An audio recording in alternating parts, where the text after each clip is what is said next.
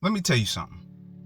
Everybody has access to God, but not everybody walks this path. And what you're experiencing right now, my friend, this ain't random. This was promised a long time ago. See, there was a time where everything was external, rules, commands, and the law wasn't the solution. It was a mirror. It showed you what was right, but at the same time, it exposed how powerless you were to live it out on your own. It revealed the standard, but also revealed the gap.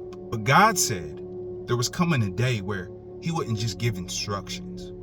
He would give you His Spirit, a new heart, a new nature, where He wouldn't force you. He would cause you to walk with Him. And Paul comes later and explains it like this. You're not under the law anymore. You're under grace, meaning you're not meant to live this out by your own strength. And a lot of you right now, you're trying to do right. You're trying to stay disciplined. You're trying to hold it all together, but there's no power. And it's not because you're doing something evil. You're just trying to produce something that only God can produce in you. So let me show you what it looks like when God starts capturing your heart. Number one, you realize He actually never left you. Not as a verse, not as a concept, but as something real. I'll never leave you or forsake you stops being something you heard, and it becomes something you can see. You start looking back at your life, and you see His hand in moments you didn't even recognize before. My friend, that ain't coincidence. That's revelation. Number two, His love becomes real to you. I'm not talking about general. I'm talking about personal. You start realizing He's been loving me through all of this. And this is the shift right here. You stop trying to earn your way to Him, and you start responding to Him. Because it's not the law that produces obedience. It's love. That's the moment you actually start living under grace. Number three, your desires start changing. And I'm not talking about overnight, but things you used to chase don't hit the same anymore. Things you used to justify start feeling out of place, not because you're forcing it, but because your heart is being rewired from the inside out. Number four, you hit a breaking point, and this looks different for everybody, but it's that moment where you realize, I can't keep going like this.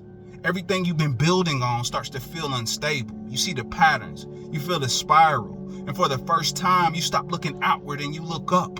You look within, and God starts showing you. You've been trying to do this in your own strength the whole time. Number five, He starts stripping things off of you, little by little. And yes, sometimes it's slow, and sometimes it feels like a Band-Aid getting ripped off. But here's what's really happening.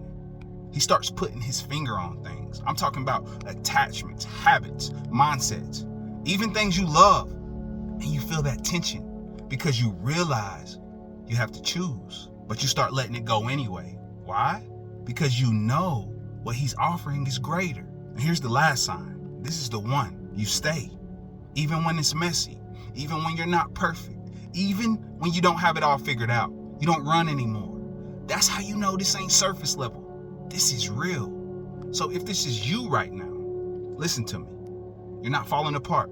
You're being transformed. God is doing the deeper work in you. He's not exposing things to shame you. He's revealing things to free you. He's not tearing your life apart. He's removing everything that can't go with you where you're going. What feels like pressure right now, that's refinement. What feels like loss, my friend, that's alignment. And on the other side of this, you're not going to be driven by pressure anymore. You're not going to be striving anymore. You're going to be rooted, clear, stable, walking with God for real, and not just trying to live right. Listen, He's not just changing what you do. He's capturing your heart.